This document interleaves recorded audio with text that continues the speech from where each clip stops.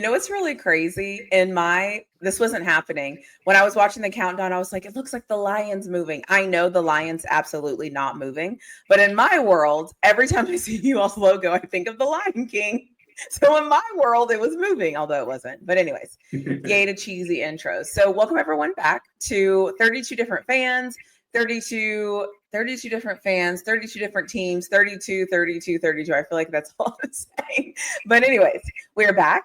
I get the pleasure of talking to Jason again about the Lions. So I feel like you started with me, and then we're still kind of riding the wave, waiting for the moment. So, and also, now that I think about it, I had another conversation with another fan that wanted me to ask you a specific question. It's not a hard one, but I'll ask you just so you know. Right. But other than that, so everybody knows this is recorded before the schedule comes out. So just so everybody's aware of that. And then this is recorded after the draft. So we already know draft picks. We already know things. We don't know schedule. We don't know who plays where and all those things. So just calling that out. And then also, have you all had rookie mini camp or anything yet? Yeah, they just started it a couple of days ago. So perfect. Just so everybody knows like what's happening. So if something happens big that we don't cover, it's because it didn't happen by the time we recorded this. So just calling that out here. So right. Jason, if you want to introduce yourself and let us know how long how long you have been a Lions fan, and then we'll get into talking about the 2024 season, which had like peaks and valleys, I feel like. All right, what up though? It's Jason Rutley, aka J Rut. Been a Lions fan since, a lot of people say since they were born, but I started watching the Lions and football probably around 92. So I was about 9 at the time. And I'm from the city called Pontiac, some of you know, which held the Pontiac Silverdome, the legendary Pontiac Silverdome, where Barry Sanders broke all those records and all that good stuff, where WrestleMania was. I'm from that city. So I lived about 10 minutes from there, from the Pontiac Silverdome. And my dad used to take us to training camp, the whole 9. We met a lot of players and all that good stuff. And some of them attended our church and stuff like that.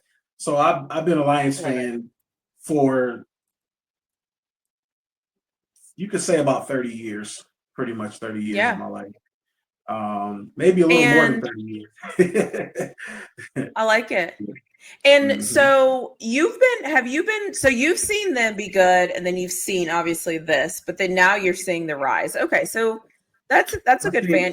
I've seen it all. You've seen it all. I've talked to a lot of different fans, and everybody has seen their team at like different instances, but some teams have never really seen their team like go to play any meaningful football.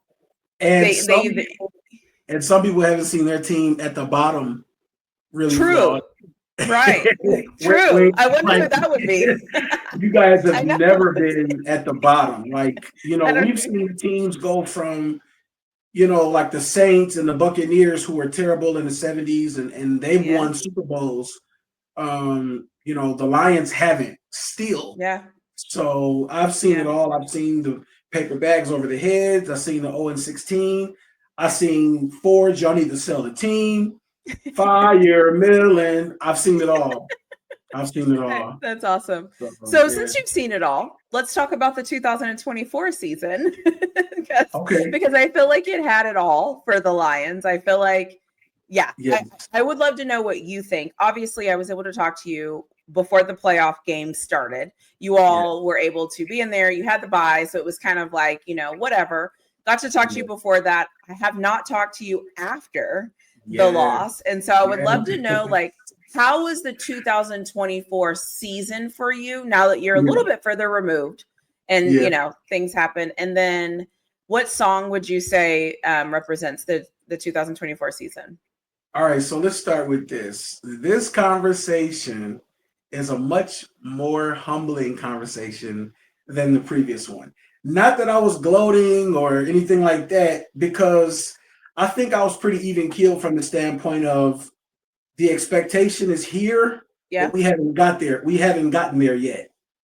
So I was excited. You asked me, how do you feel about the season? What were your biggest surprises? All these different things. And I'm like, well, we've overcome many, many injuries. And most Lions fans, including myself, we didn't use the injuries as an excuse, right? Like the season was amazing. I mean, even with all the injuries, we still finished 15-2, which is an amazing accomplishment, an amazing feat. However, I would give up that 15-2 to be the worst seeded team just to get further. Like, okay. Yeah, like being 15-2, sweeping the division. We swept the Packers, Vikings, and Bears.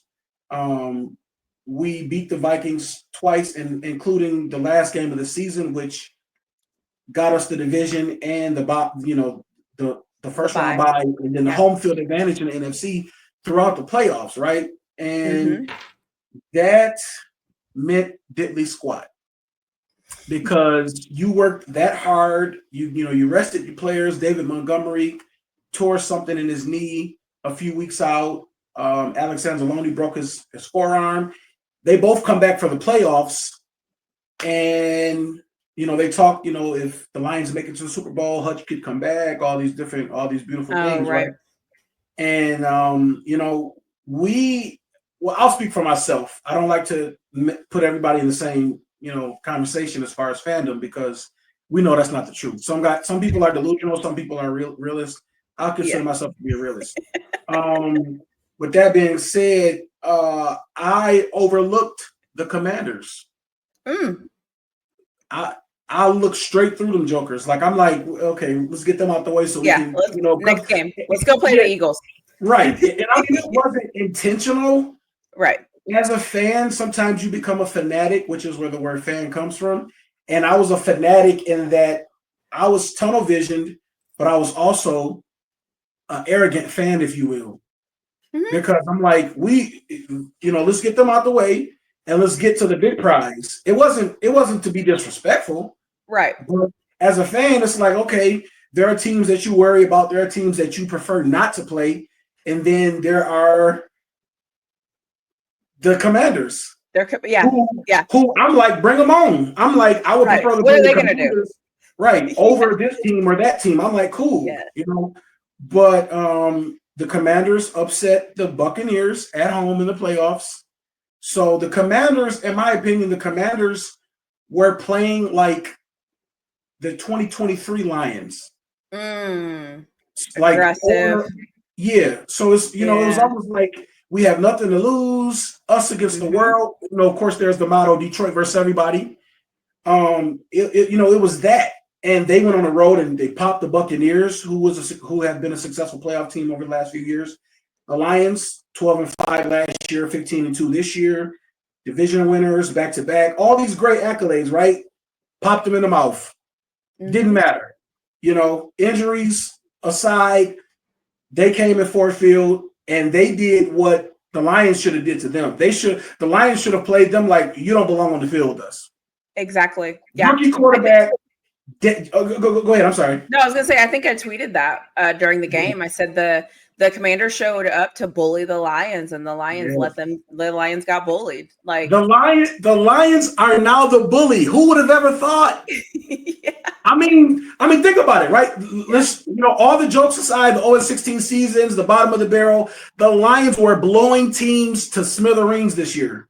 Yep. We scored 50 points twice. We scored 40 points like 2 or 3 times. We swept through divisions. We swept the AFC South. We put up 50 just on the Jaguars and the Titans, and they're in the same division. Yeah. So we were smacking teams in the mouth. We beat the Cowboys, which was my favorite part of the season. 47-9. Yeah. 40-7, like we just smacked them in the mouth, and I love every bit of it. So okay. So what song would you say represented 2024 season? Oh, we just had to get to this part, didn't we? You know what? Another one bites the dust. That's the song. We wanted to sing "We Are the Champions, my friends," but instead, another one bites the dust. Because as beautiful as the season went, as well as you can even see it, right? We lost 7 coaches in the offseason. Right. Yeah. So That's Lions yeah. fans were able to see what a real successful organization looks like. I mean, they were even calling like Chris Spielman for an interview, and like our offensive line coach. I think the Titans or somebody wanted to hire him as the OC. I mean, they were really trying to gut our team. Yeah. Well, and They that's were, the sign of a good team, right? Is like yeah, anytime if you ever want to test if you're good or not, see how the market or the other teams are reacting right. to you. And it will tell But you as everything a you need to fan, know. it felt like we were being punished because we as fans waited so long to be this good. Yeah. And it's like, okay, 15-2, like we had like 6 or 7 primetime games, like All of division it. winner, all the beautiful things, right, that you dream of as a fan before the camp and everything. And for the season to end like that, against the Commanders, people were saying Ben Johnson threw the game because knew he was going to be a head coach, and Aaron Glenn didn't call a defense. Like blame just started getting thrown around, and it's like, I don't think that's what happened. the emotion of it, was really wreaking havoc among the Lion faithful. So Yeah. So the question that somebody wanted me to ask you is, and I'm sorry, to the person who is going to watch this episode, I'm sorry. I recorded with you. We had a whole conversation about this, and then I forgot who it was. Was it the Packers fan? No, I don't. Maybe I don't know. I can't remember. But the question was, would you prefer to feel this way, and like you're kind of climbing, and that you're almost there, or whatever, or did you like how you felt better when you were like, we got to get there? Like, I guess the real question is the climb funner or like more enjoyable as a fan to slowly watch your team get better and better and better? Or is this heartbreak kind of worth it because at least you know your team is good? Kind of like the balance. yeah. So this is my way of answering that. All the heartbreak I needed was against the 49ers in 2023. Oh, interesting. Okay. Like that, we were 30 minutes from playing in our first Super Bowl ever. Oh, so that one impact. Okay, because you were so close. 24-7 in the first half. Because you're so close. Okay. Dominating the 49ers at full strength. I mean, Christian McCaffrey, Debo, Ayuk, Purdy, like Kittle, like you name it, they had all their guys. Right. And so to get that close, and then the second half debacle, we lose by 3 points at the end? Yeah. 31-34. And then this year, it's like, okay, let's dust ourselves off. Everybody about to get this work this year. Everybody get it. It don't matter. Yeah. And they did, right? For the regular season, we were the team. They started saying, regular season champs. Yes, exactly. And they started saying stuff like, oh, the Lions are bullies now and this and that. And Dan Campbell is classless because they're blowing teams out. Like, what? Hold on. Do you guys not remember? I can literally name you right now 5 flags or rules or something that went against the Lions that caused us not to win games. I can name you 10. I can go all the way back to the 2014 playoffs when Anthony Hitchens tackled Brandon Pettigrew. When Stafford threw the ball to him, he tackled him, he face guarded him, and then the referee threw the flag and picked the flag up with no explanation. Listen, you know the NFL is full of crap, so don't believe anything these talking heads say. Don't call us classless and bullies because we're blowing teams out. We used to get blew out and cheated and laughed at and the whole 9. So I ain't as a fan, I'm not hearing it. I would take that as a compliment. Yeah, because it means that you're good enough to get a label. You know what I mean? That's true. Like because there's a lot of teams that don't even have a label. We're just kind of like the Who's. All right, bring them in. That's true. But I guess let's see how they can screw this up. Maybe my emotional fandom isn't ready to get that because it's too it's not enough time that has passed by. And we're having the wrong conversation. From a privileged fan, let me tell you how this works. Okay. Okay. Tell me. When you're privileged, okay, it's always something about your team. It's always something about your coach. It's always something about your play calling. It's always something about you. You're always on prime time. And then only when you're on prime time, people that never watch your team ever Yeah. Then they watch you on prime time. Then they know about your team. They know what you should do. Yep. It's like I Yeah. as a Steelers fan, and I tweet this every game. I'm like, it's prime time. I don't care what your opinions are. This is the first time you're watching my team. I don't care. Like, I don't care about your 2 cents because That's you've never true. seen us. Like, you didn't see us week 1 through 4. So don't tell me what you think on 5. That's very true. And I didn't really think about that because now it feels like everybody has an opinion about the Lions because they've seen the Lions over the last couple of years now, and we get more primetime games. We're getting a little bit more respect from the league. I guess ESPN and NFL Network and stuff are starting. Like, we're starting to get talked about now. Like, St. Brown was on the wide receiver show. Jared Goff is going to be on the quarterback show that's about to come out. So we're starting to get, as a team, even Dan Campbell has the Applebee's commercials now and all this stuff. It's like, it's one of those things where it's like, it's cool to have the spotlight on us, but I prefer, to answer the question in a nutshell, I prefer to be the underdog. Yeah. See, like, I don't care. Like, that 15-2, and I mean, it wasn't a first round exit, it was a second round exit because we had a bye, but it feels like a first round exit. 15-2 and that quick exit like that, it made me say, I don't care about the record. I don't care about the division. The Bears, I don't care. All I care, the Bears can have. I don't care about that anymore. I care about that glitters isn't gold. Yep, that's right. Yeah, that's right. So no, I feel you, and I always tell what is that? I'm sure there was that saying with much is given, much is expected. Yeah, or whatever. And I think everybody is cool until it's them.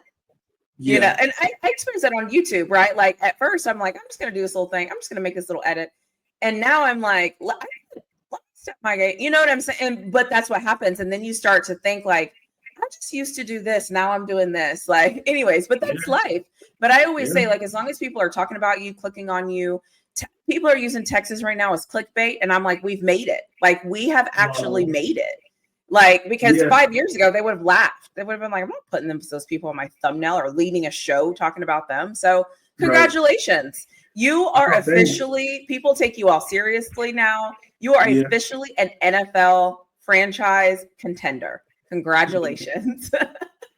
Our Super Bowl window, I think our Super Bowl window opened in 2023, but the scariest part about a Super Bowl window is nobody knows how long it's going to last. Yeah. Well, let's talk about that. Let's talk about free agency. How do you feel like you all did in free agency? Obviously, I think the world is totally aware by now. You've lost your OC, you lost your DC. There's tons of things happening. So how are you feeling after the loss, adjusting, knowing probably pretty certain that you're at least going to lose one of those guys? And then obviously you lose both of them, hire somebody new. Like, how are you feeling now that you're transitioning into 2025 season? That is so crazy. Yeah, no, time is flying. I have not given myself a chance to feel yet enough. Like, I mean, I'm still sad about the season. So it's kind of a catch-22. It's like, all right, you got to move on, right? You can't stay there. You can't stay there. We lost 7 coaches. We really didn't lose a lot of players in free agency that I cared about. Now, I don't like that we released Zadarius Smith. When Aiden Hutchinson went down week 10, or it might not have been week 10 because I think we won 10 games straight after he went down. So it must have been maybe week 7 or week 9 or something like that. But anyway, when we traded for him for Zadarius Smith, when Hutch went down, he was the leading sack guy on our team. He had 5 sacks as a Lion, which is not a lot, but it's more than anybody else that was already here. So I kind of feel like Brad, and I'll never speak against Brad Holmes because he's the savior of the Lions, so to speak. Like, Jesus Christ and Brad Holmes are, you know what I mean? Like, so like, I don't like how he's always being cheap, if I could say that. He released that makes sense. He released Zadarius Smith because he didn't want to pay him like a $1 or $2 million bonus that was due to him. So it's like you would release a guy that everybody loves. Help. He's already been embraced by Yeah. the city. He's wearing the Buffs. He got the Rasheed Wallace jersey on. He's dating Cash Doll. Like, he's Detroit ingrained at this point in less than a year. Like, and he loves it. He plays with a smile. He talks about the city in a glowing way. Like, how can you release a guy like this? Now a lot of people speculate that we'll bring him back on a cheaper deal. But in my opinion, it's like, why wouldn't you just keep him? Like, I'm the kind of person, I reward loyalty. Right? I don't need to have to draft you to re-up you, when your deal comes. Now, Brad Holmes last year, St. Brown got re-upped, Sewell got re-upped, Taylor Decker got re-upped, and Goff. All of them got extensions last year. So this year, Kirby Joseph already got paid. I think Hutch is about to get paid before the season. So I'm kind of rambling. I'm sorry. What was the question? No, I was just asking you how you felt you all did in free agency. But tell me how Hutchinson is doing. How's he doing from recovery and all that? Great question. Hutch is back 100%. He's running full speed. Okay. He's back to the full agility workouts. He's looking amazing. I mean, they were saying that he could come back in February, so you can only imagine, and when you break a bone, they say when it's infused or whatever, it heals better and it heals stronger. Okay. That's what I'm always told, that bones, like, it's better to break a bone than to tear a ligament. So I've heard that too. Hutch is doing well. Overall, I wonder if that's actually true. Like, how sometimes you hear things in life and we all hear the same thing. And then, then somebody pops up and they're like, that was all a lie. Right. I watched some videos on it, and my brother, he broke his vertebrae in 2011. And so his neck and head and everything is like stronger than ever. Like, dude is like, we got a linebacker right now. But so I've seen a few things in person to that would check that off as yes, that's true. Yeah. But I think overall free agency went well. But I'm not that much of a splash name person. I don't care about the name. I care about the production and what you can provide. I feel like we should have got Myles Garrett in the offseason. Now, he wasn't a free agent, but rumblings came out that he wanted, Cleveland wasn't going to do anything, so he wanted to move on. Then you see him and Hutch talking at I don't know if it was the ESPYs or something. They were, standing there talking.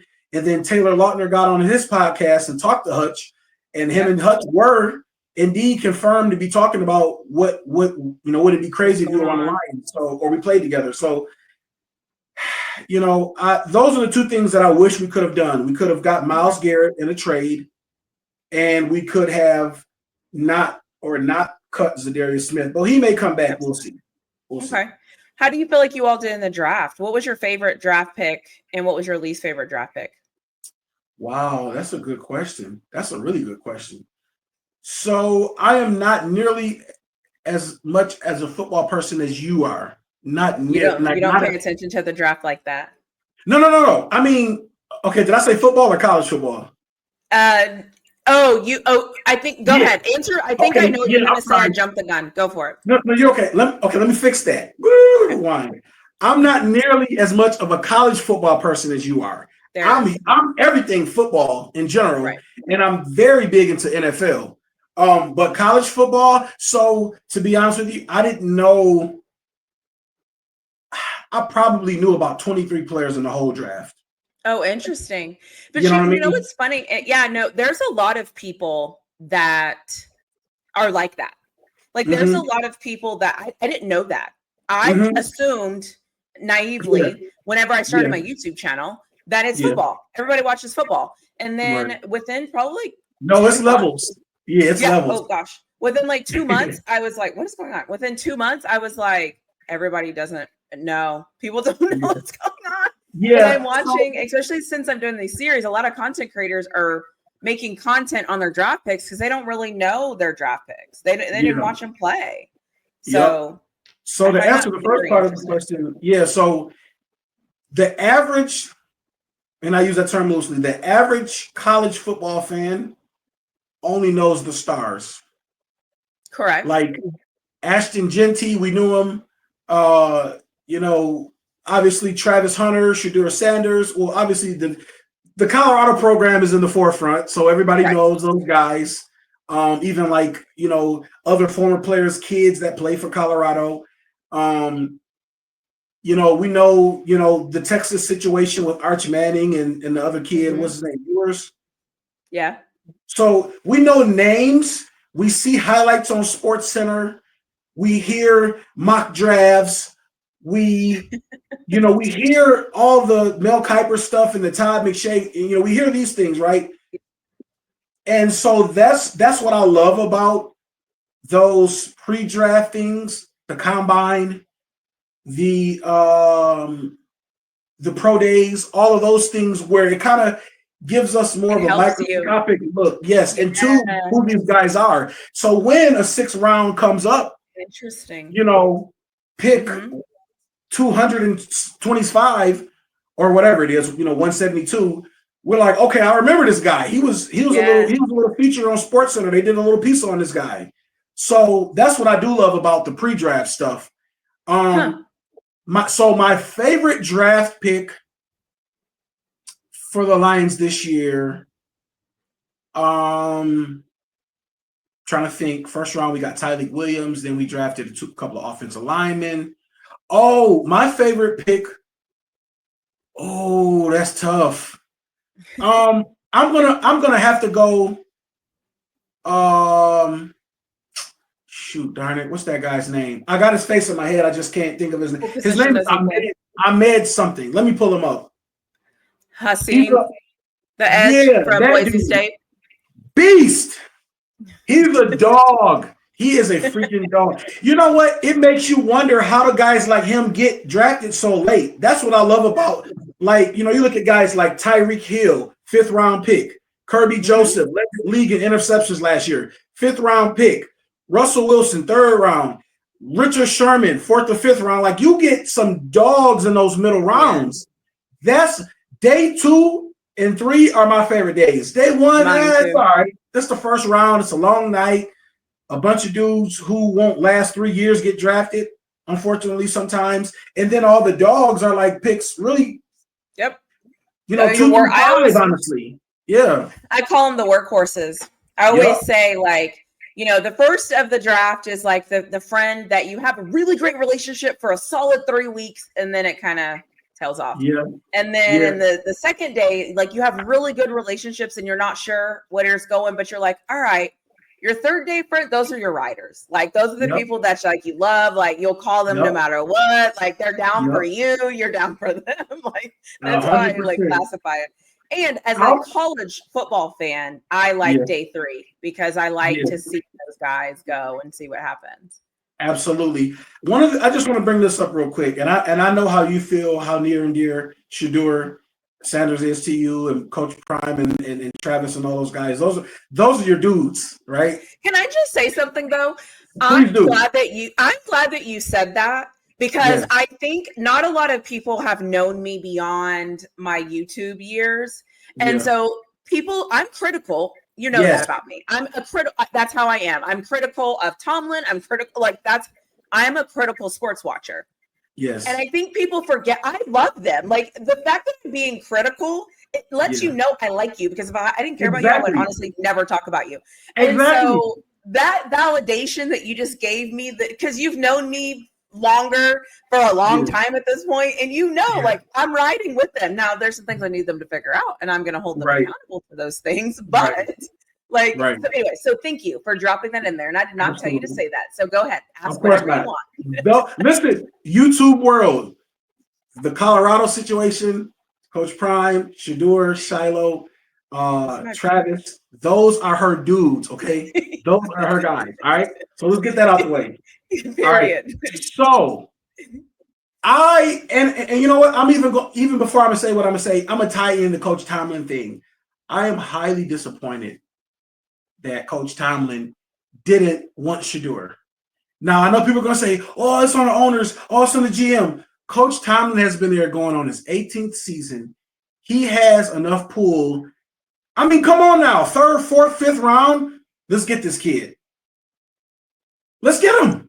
Now, what's the worst that could happen? The worst that could happen is the GM or the owner could say no. But some reports should have came out that should have been like Tomlin really wanted Shador or something. That's just me. I love Tomlin. He's my favorite NFL coach of all time. But I lost a little bit of respect for the process watching this foolishness take place. And you know it was foolishness. There's no way this kid should have slipped to the fifth round. I go back and forth. Do I think he should have slipped to the fifth round? No. Do I think that he could have done things better to not have slipped to the fifth round? 100%. Do I think that Tomlin should have just said, hey, screw it, let's take him and deal with the rest later? Yeah. I don't know. Only because I'm on Tomlin for not evolving and for not being innovative and for not doing something that's out of the box. I'm on him. Like, I'm literally annoyed with him for that. Outside of Shador, right? Just not even Shador, period. That offense is stale. All the things are stale. So to me, the fact that he didn't take Shador, to me, is just status quo. Because we won't even throw the damn ball down the field. So how can I get mad at you for not taking Shador and being innovative when you're not even being innovative on the coach that you're going to hire, the offensive scheme that you're going to run? You see what I'm saying? So I mean, you guys haven't had a quarterback since Big Ben. Let's just be honest. And we're not doing anything to make anybody want to be the quarterback. Does that make sense? Right. So getting DK, yes, but trading Pickens? No. Why would you do that? Well, that was a whole different issue. I'll just say that. And when I say that, what I mean. So we'll let that be what it's going to be. We'll just let that go. But I can't expect me out of Tomlin. I would have taken Shador. I would have taken the risk. Because I think we need to evolve. I think we need to come into a new way of doing things. Tomlin isn't going to. And I need to be okay with that. Am I okay with it? No, but that's my squad and I'm riding with them. But it doesn't mean I have to like everything he does. I hate it. That's kind of where I'm at. Yeah. To answer your question, because I did kind of get off base a little bit.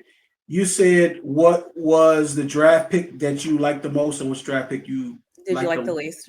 Yeah. I'm gonna be honest with you, and this might surprise some Lions fans. I don't know, but the Tyreek Williams, the first pick. I don't think that is who we.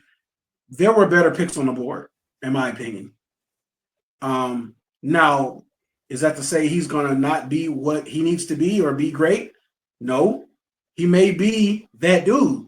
Yeah. But maybe I don't know enough about him to be to vouch for it. I mean, I've seen highlights, the interviews, you look at the stuff on Twitter, all the things, right? Yeah. But until they get out there, you don't know what you have. Why does this keep happening? All of a sudden, my screens are like. I do like the Tesla draft pick as well, though. I would have to do 1A and 1B with the Ahmed pick. I think you say his name Ahmed Husseini or something like that. Yeah, I'm not sure how to say it. I just know he's from Boise State. Yeah, I just know he was one of those guys from the smaller school. Okay. And he's a lion. He's the grit that we talk about. He's that. He's a lion. I love that. Yeah. So what are your expectations for 2025? I think it's no secret that you all are contenders, but what's your plan? Like, I know at the beginning of this, you were like, listen, I don't need to win the division. I need to make a playoff run. I don't care about any of that stuff. And you know what? Run. So the only reason that I want to win the division is because I want everybody to know that the Lions are the best team in the NFC North. Yeah. We are. I mean, it's evident. We have the most complete situation from ownership. Well, I can say ownership now, ownership all the way down. And what I mean by that is our GM and head coach are in lockstep with each other. Our coaching staff, even with our new OC, there's familiarity because he's been with the Lions before. Our new DC was promoted from linebackers coach. So he's been here since Campbell and Holmes have been here. So he's been there every step of the way as well. So is Jared Goff and St. Brown. The leaders are. I'll even take some words out of Mike Tomlin's mouth. The standard is the standard now. Like, you know what I'm saying? Well, Like, what is the standard, Mike? I know.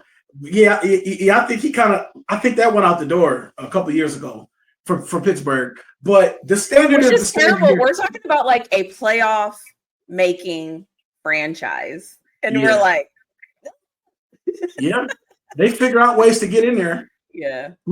But I am proud of what has been built thus far.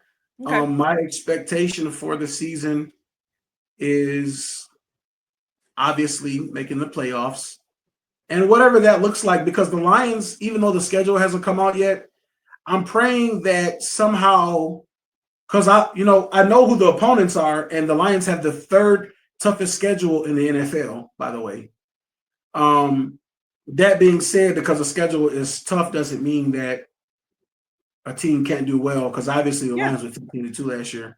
I don't expect 15-2 ever again, if I'm honest.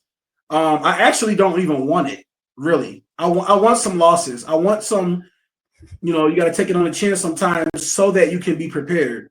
And when the Bills they didn't blow us out. They ended up winning by a nice amount, maybe 10 or less.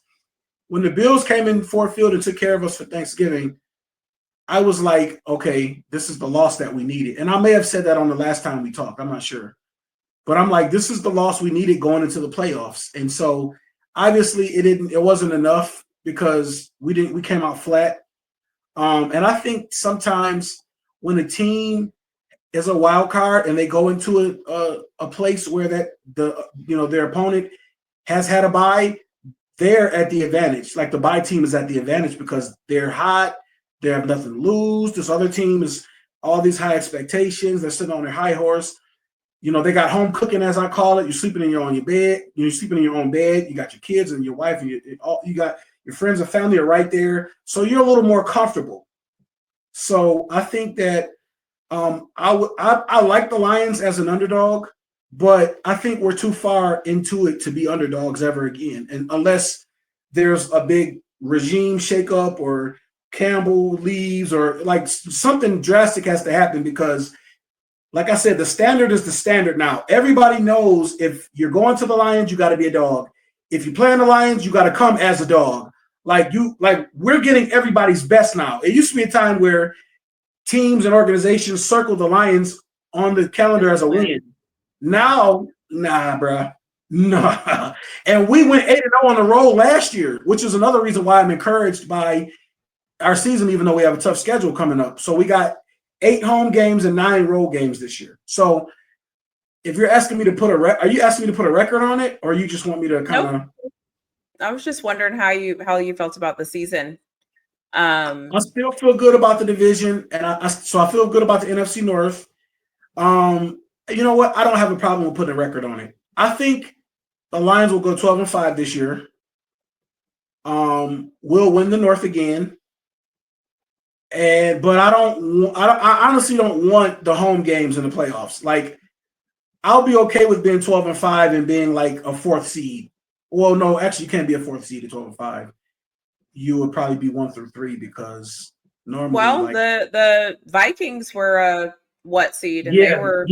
Yeah, you're right. They were 14-3, and they were what, 6? Yeah. So no, they were 5. Yeah, they were 5. Yep. So I'll take 12-5 and a 5th seed. But no, I can't say that, because that means somebody has already won a division. So that's what I'm saying. Like, I think, but what you're saying is that you want the happy medium of winning, being a solid team. You're going to take some losses. That's fine. But you still want to be in contention in the playoffs. That is the goal. And you want to win playoff games and go to the Super Bowl. I need to hire you, because you just summed it up just like that. You did that. Good listening. You said what I wanted to say. I always tell people the best part of communication is the listening. Group, and you were just like, boom. Yeah. Hey, I'm here to make you look good. I got you. Thank you. So who do you think, what is one underrated position group for the Lions? Like, what is a position group where you are like, we're actually pretty good at this, but we don't really get a lot of credit for it? Or a player that you think is really good that doesn't really get a lot of credit because there's so many other things going on with the Lions? Wow, wow, man. You ask better questions than Shannon Sharp.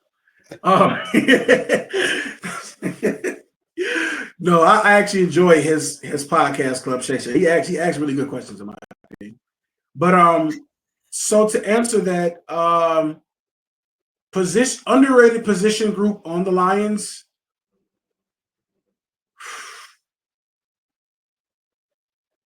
Probably, that's a good question. I don't really like that question though, because I'll probably be wrong in saying this. Probably our linebacker core. I was gonna say that. Really? Yeah. Like we got guys who can. They're not like the best of the best of the best, but they do a great job for what they are asked to do for the Lions. They do a good enough job to, I mean, anytime you got guys getting 11 and 12 tackles and they're linebackers, and Anzalone and Jack Campbell, you know what? I'm going to stand by that. I'm going to say our linebacking core. Some Lions fans may disagree with me, but our O-line is the best. They're not here. This is about you. Yeah. Our O-line is the best. Our receiving core is pretty decent. Well, better than decent because we brought back Tim Patrick, thankfully. Our quarterback room is decent. Our running back room. So our running backs and our O-line are the strongest position groups. I would say linebackers because, like I said, you got guys got like Jack Campbell getting 11, 12 tackles, Anzalone getting 11, 12, 13 tackles. Barnes is coming back from injury. I love Rodrigo. I just hope that we could translate, like take it to the next level because our defensive coordinator is now our new defense coordinator is our former linebackers coach. So sometimes you see, that guy has a heart for his linebackers, so to speak, because he came from that. So maybe he'll, draw up some stunts or something that could kind of highlight the linebackers a little bit better. But I think they are an underrated position group. Underrated player, I would say Jack Campbell. His rookie year was a little tough for him. I think he was trying to find his footing. He was trying to find out if he was playing in position or out of position. He's always been just a go-getter, just a headhunter, so to speak. So he's a dog. He's a silent dog, though. He has quiet 10 tackle games and a sack or a forced fumble. Yeah. What's a hot take you have about your team that other fans probably wouldn't agree with?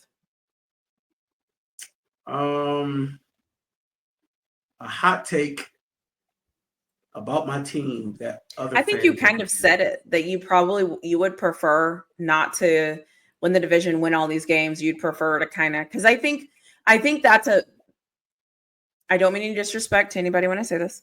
Yeah. I think that's a mature way of looking at it. Because what you're saying is, I'm willing to take a step back and make sure that we're good, as opposed to going full stream ahead and not being good. Yeah, because a lot of fans wouldn't say that. They just want to win. Yeah, and see, the thing of it is, you're going to have to take some lumps and bruises because we lost 2 coordinators. That's big. Mm-hmm. That is big. Like, but you guys have Tashard Choice. Running back coach. Yeah, we do. Yeah. You know what? Yeah, you're right. He just got there. But this is the thing about it. Even when the Patriots are the only team that I ever knew to lose both coordinators at the same time. Like even the Chiefs, like when they lost Nagy as the OC, when they lost Eric Bieniemy to the Commanders. Like they didn't lose the OC and the DC the same year. Most of the time that doesn't happen. Mm-hmm. So you really got to be really balling on both sides of the ball to lose both coordinators in the same offseason. That being said, a hot take. My hot take would probably be the Lions are still going to sweep the division this year. That's a good one. I respect it. The Vikings I know they got something for us because we beat them 3 times last year, so they pissed. The Packers, I know they're gonna have something for us. Yeah. And the Bears, oh, forget as they say, forget about it. Forget about it. Because they got Benedict. I'll call him Benedict Johnson now because I'm not mad that I'm not mad that he left the Lions. That was to be expected. We were going to be happy for him, but when he took the job in the division, that changed everything. And that's just he's an enemy. No, he's an enemy. He's public enemy number one. Yeah. If you were GM for one day, what would be your very first move? Ooh. GM of the Lions for one day? One day. First I move. I would trade for Myles Garrett. I would trade. Okay. You go get that him. would be the first thing I would do. I would be on those phones. What do you well, you know what? I might have to take that back because they just re-upped him. They just re-signed him. So you don't want the contract? No, I don't mind the contract. I don't care what the contract is. But because he just re-signed, I don't think he is going to go anywhere. But players do that, right? Sometimes. Hey, you're the GM, okay? You're right. You're right. It's all about your negotiating skills. I'm getting on the phone. I'm getting on the phone with the Cleveland Browns. Hey, what do you want from Myles Garrett? Yeah. What? No. All right, I'll call you back. and I'll be talking to my finance people, and I'll be like, we got to move this stuff around because now is the time. Yeah. Now is the time. I like it. He's a Hall of Famer if he doesn't play another down again. He's a Hall of Famer right now. Are you thinking about that? Yeah. Are you thinking about that? I'm thinking about it because I don't know his full stats. Oh, I got you. Say less. Myles Garrett stats. Myles Garrett. I know what he's done past 2 years. Myles Garrett has 102.5 sacks for his career already. And he's only been in the league since 2017. So what is that? Yeah, that's 5. Okay. 7 years. So, yep. That's 7 years, 8 years. Is my math right? Wait, because technically the 2025 season hasn't started. But it's 8 seasons played. Because you got to count each season. You know what I mean? Okay. 8 seasons. This is his sacks totals in 8 seasons. Rookie year, he has 7. Second year, 13.5. Third year, 10. Fourth year, 12. Fifth year, 16. Sixth year, 16. Seventh year, 14. Eighth year, 14. So his last 4 seasons, 14, 14, 16, and 16. Don't put him in. He got 102.5 in 8 years. Because I can't take that Browns label off of him. And sometimes it clouds my judgment because you're like, yeah, he plays for the Browns. But I mean, and he's Myles Garrett. He's a great football player. It has nothing to do with him at all. It just has everything to do with the way that organization is ran. If we want to say that the organization is ran, I'll just leave that where it's at. That's a good way to put it. Yeah. So the next part of this is the final 4 questions. It's kind of like the speed round of your thoughts. So whatever comes to mind, just say it. Doesn't have to make sense, really, but maybe. So the first one is which division rival do you love to hate the most and why? It was the Packers because I hated Aaron Rodgers and he did a lot of dirty things to us in the past. But it is now the Chicago Bears are public enemy number 1. Okay. If you could change one thing about your franchise, what would it be? These guys right here. You see these bums? It was these guys, and now it's these guys. What did the Bears do? The Bears got Ben Johnson. Oh, duh. You literally just said it. Okay. Not only Ben Johnson took Antoine Randall L away from us. Of course he did. Okay. I'm sorry, you said speed round. Anyway, okay. Yeah. So if you could change one thing about your franchise, what would it be? So uniforms, stadiums, GM, coach, anything you can think of. What is one thing you would change about your organization? One thing I would change about our organization is our stadium. It's in the heart of downtown Detroit, which is beautiful, but I would have made it more like the newer age domes, like Atlanta or Vegas or LA. I would have had an opening so that they can open it up in the fall. And just an open stadium is just a different vibe, especially indoors. So I would have given it that, Indianapolis or Minnesota, the Vikings have a phenomenal dome stadium, and they open like that wall. Oh, it's just amazing in the ceiling. So that's what I would change. I would change that. I love it. Okay. Yep. If you could swap one player from your team with a player from your rival, who would it be and why? And you can pick anybody in the NFC North. Ooh. But it's got to be a swap. Without hesitation, I would trade for Justin Jefferson. I want him. Up? Whoever you want. Hold up. Okay. Who's off limits?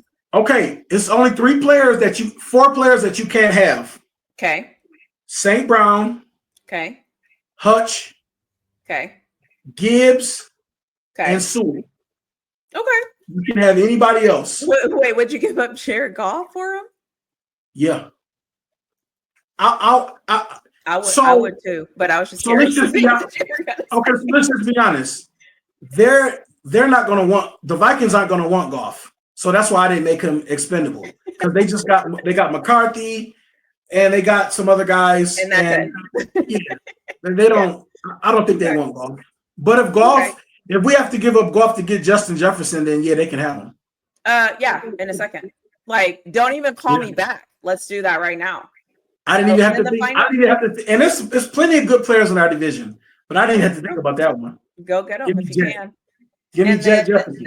The last question is: describe your team's fan base in 3 words. Ooh, that's real good. Delusional, hopeful, diehard. Those are good ones. Thank you. We got some diehard fans, man. We got some. And look, this is the thing, right? We all want our Lions to win, but we just go about it different ways. Yeah. Ultimately, it's the dubs that we care about. We don't care about the other stuff. We don't. Nope, as you shouldn't. Awesome. Well, that is all that I have for. Oh, I was going to say, I'm going to end on you. That's all I have for you. I'm going to end on you. So that basically what that means is whatever you want to say, whatever, this is your time. And then whenever you're done, I will thank you. And then we will end. Okay. Well, loyalty definitely goes within that diehard. So those who know, we know. So yeah. But our fan base is definitely loyal. I just want to shout you out. Take this time to shout you out.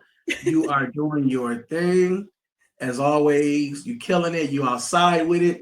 You know what I'm saying? You got the mic here. You got the mic here. You braving the different the elements. Weather conditions, right? Elements. So shout out to you. Thank you for this opportunity to just kick it like we do. And I am proud of you for what you're doing. You're building a great fan base. You're building a great thing. And so shout out to you. Yep. Well, thank you. Well, I appreciate that. I keep saying one day someone's going to get me to like break character and start crying. So one day it's going to happen. It's not today, but I'll be okay. But no, honestly, thank you for being so gracious with your time and scheduling this and doing all the things we need to do to make this work. And then also just thank you. Thank you for being you. Like I always tell people, I am the most patient person. And I think it comes from the fact that I want people to show me grace and I want people to give me grace. And so I try to give it to other people, even though sometimes I'm impatient. So I'm just a perfect little flawed being. That's well, thank you for being with me, man. Like I said, I had this last second trip out of town and then I got back and but thank you for your patience with me for sure. Cause I know that you wanted to get it done and you had timelines and stuff like that. So, but thank you for waiting. It's all about the timelines. Anyways, thank you so much. I'm sure I'll talk to you soon.